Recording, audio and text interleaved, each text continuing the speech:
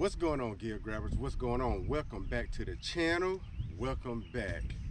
You know, May, like April, is one of those times of fishing where it can be darn good. And I mean darn good. The fish they're already done with the spawn. Well, most of them are, especially down here in the south. Up north, y'all still got a little bit more to go. But done with the spawning, they're starting to move out. Half of them moving out to deeper waters. The other half is really going to stay up shallow. There are two things that happen after the bass spawn that makes fishing so awesome, and that is the bluegill in the shad spawn. I'm going to be giving some of my top baits to use to catch bass during the shad and the bluegill spawn, because where you find those bait fish, you're going to find the bass. They're feeding up, they're getting ready, they're feeding up and staying in their summer hunts. You know, they done did everything that they needed to do. So with that being said, so we're going to start off with something early morning, which would be the first thing, a popper. Yes, that is right, top water is in full effect again. It actually was, you could actually use top waters last month in April, which, you know, again, would be the popper to really aggravate the fish. You know what I'm saying? You kind of toss it up there just above their beds and you just make a commotion, which is the good thing about a popper, because you could actually pop this thing and never move anywhere, and it would aggravate a bass to no end. So would be the popper, early morning bite. On top of that, you know, top water has actually been one of my favorite ways to catch them. I love a top water bite. I love the blow ups. I love watching the lure. Sometimes they don't even get it, they just knock it out of the water, and that's just something that I just love doing. You know, it's something about that early morning when the light is barely out. You cast up there, you hear that loud explosion, especially fishing with white, or you see it, you see the bait disappear. You know what I'm saying? You reel down, you set the hook, and it's on and popping. And that's, as we all know, top water gives you some of the biggest bites that you can actually catch. You know what I'm saying? Outside of a couple of other baits, but top water, gotta love it. Next up will be the chatterbait. This right here is the jackhammer. This is the jackhammer, and I want you to notice the coloration. Shad. It's shad coloration, but you can also go with a bluegill color. I think actually this is more of a perch color, because you have those little white appendages right here, but I think that's more of a perch color. But still, white, perch, bluegill color, those are the ones that you want to go for. Where I would toss this, I'm sorry, would be right along the grass edge. You have the standard here though. I would actually fish this, which is also, this is the shad pattern. I would actually fish this in ponds, rivers. I don't really fish the jackhammer in the lakes, but the one thing about it, you got to get out there early. You got to get out there early to get on this shad spawn, because they spawn like first thing in the morning. Like I said, low light conditions, the weather, the sun ain't really even out yet, like talking about it, in the shadow spawning. And that's where you would want the chatterbait with some flash. Pair that up with a trailer, which I didn't bring no trailers out here with me. The Zada, you have that. I got this one in the blue-green color. Or you can use a happy trailer on top. Basically, if I'm going to mimic shad, I'm going all white. All white, every day of the week. If I'm mimicking the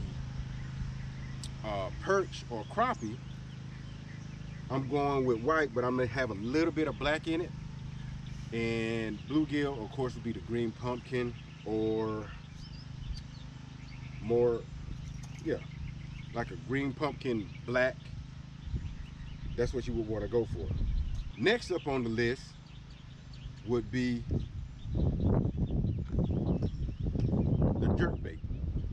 the jerkbait.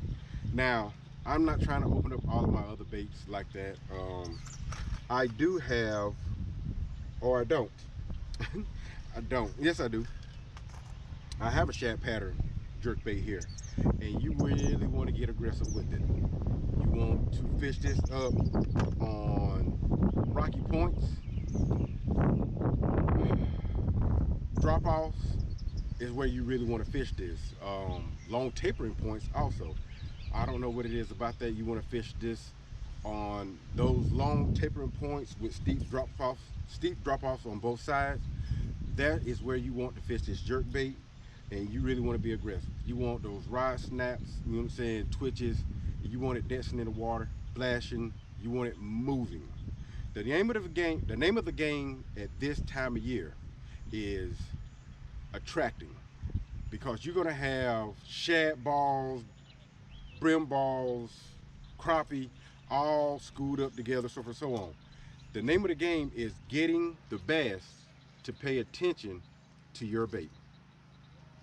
To your bait. That's the name of the game. You got to get them to do that, which will bring me into my next bait. Now the next bait would be something with blades, and I'm actually going to put these two in the same category. No, I'm not going to put them in the same category. I surely am not. But you want something with a blade. You want something with a blade. Now, you have the silver head and you have the white head. With that being said, for most shad spawn,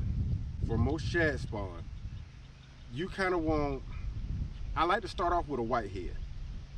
Early morning, white pops at night, you know, first thing in the morning.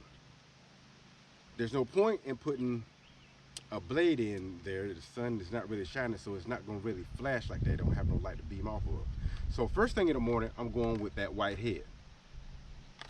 Now, as the sun gets up and it is, I'm getting some light down there for this blade to reflect off of, then I go here.